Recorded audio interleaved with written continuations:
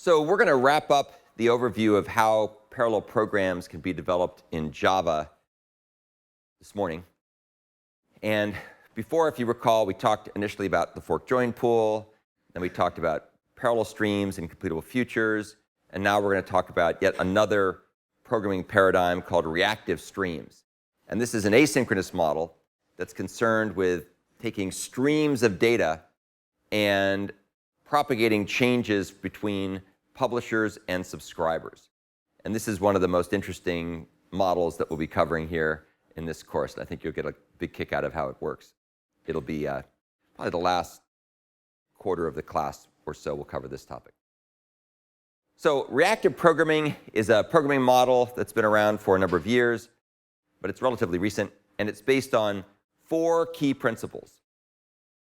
Responsive, or responsiveness, which is really a principle that deals with trying to provide rapid and consistent response times. Think about a user interface where you want to have it be perky and coming back quickly to respond to users' keystrokes or mouse clicks or touches with a touch screen with your fingers and so on and so forth. So that's what responsive is about. And responsive, of course, is not just about user interface stuff. It's also about I/O and network connections and accessing information that may exist remotely. Another principle of reactive programming is so-called resilience. And a system is resilient if it remains responsive, even in the face of failure, particularly partial failure. Sometimes an operation will go awry for all kinds of different reasons. Sometimes there are reasons having to do with bugs.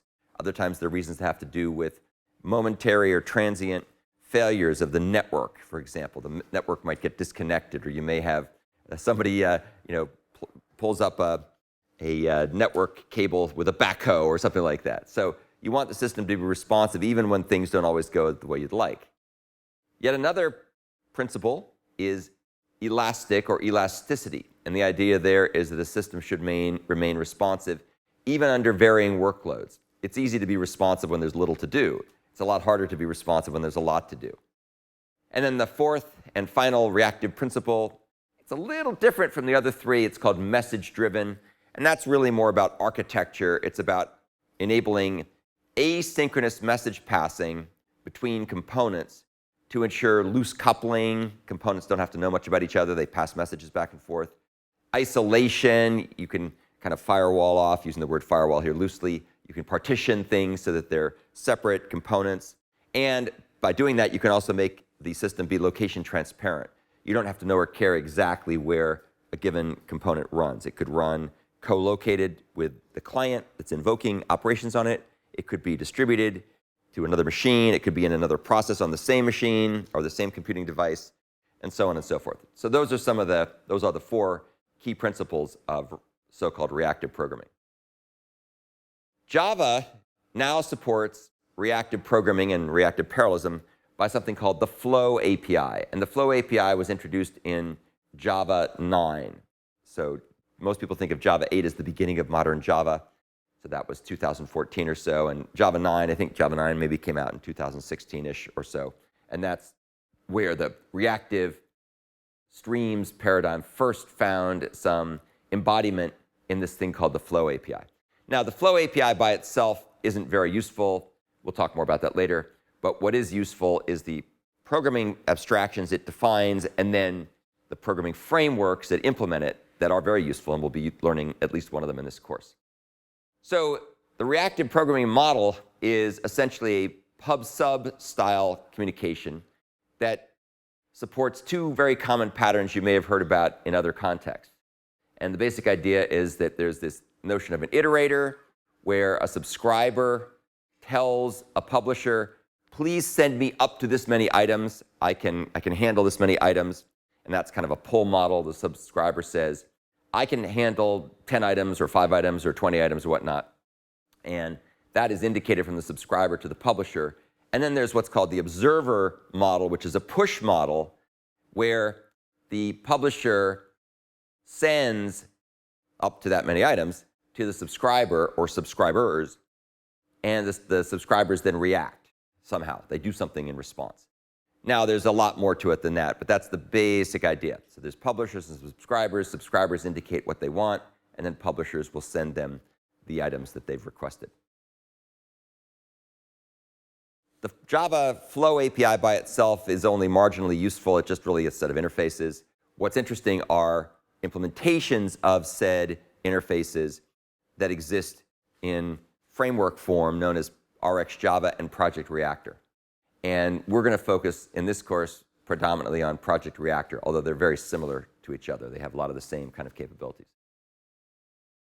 So there's a bunch of operators in Project Reactor and RxJava, things like subscribe on, publish on, observe on, and so on. And these operators help to map events that are being published or pushed by publishers to subscribers be processed in various threads and/or thread pools.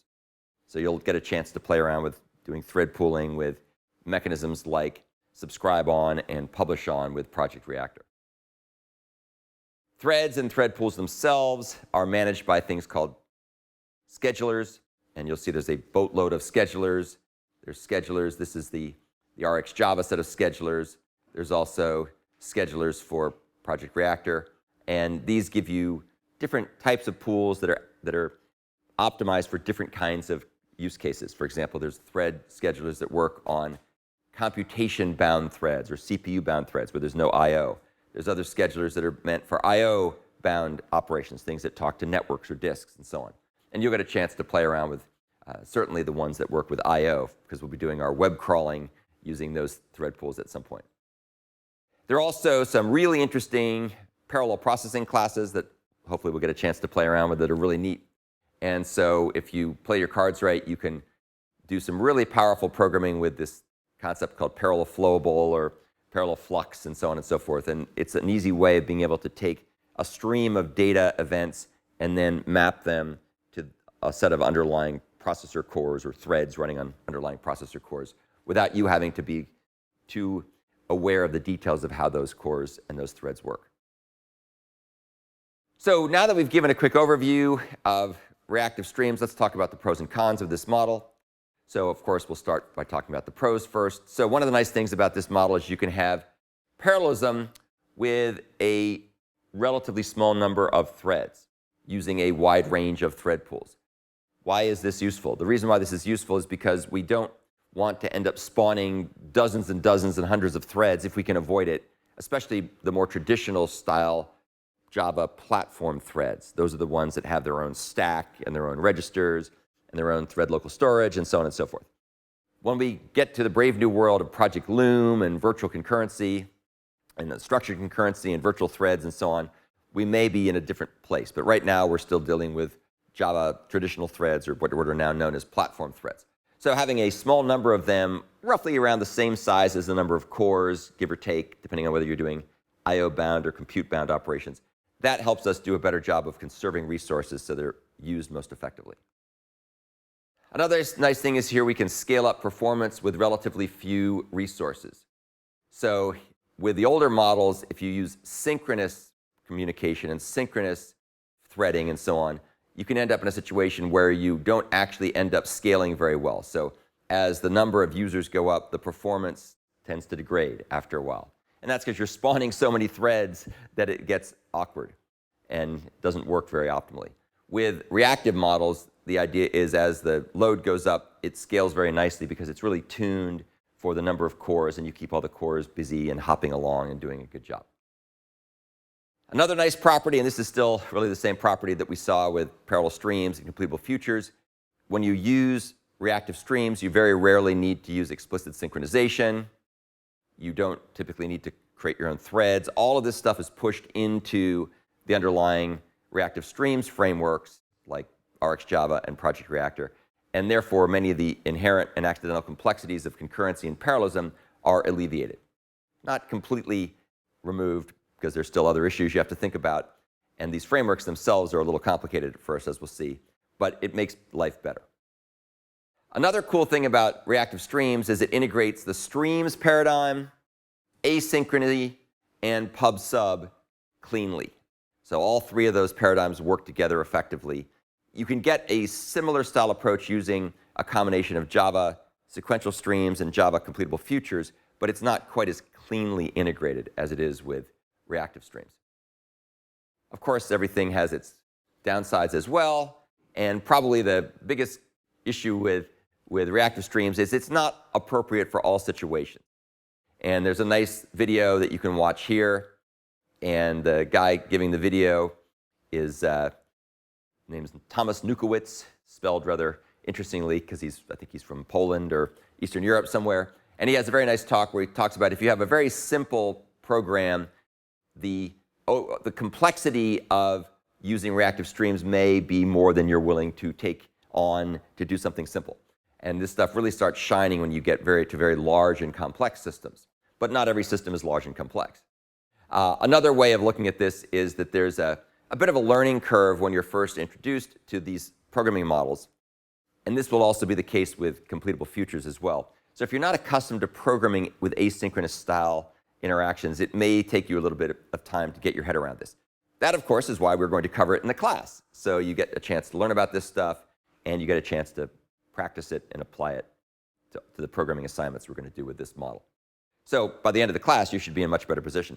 I'm a big fan of this approach. I find it, after I've got my head wrapped around it, it's very intuitive and very scalable and very clean. And once you're used to programming this way, it's very painful to go back and program in the more traditional object-oriented style where you have to do a lot more work yourself. But your mileage may vary, and that's why we have the course.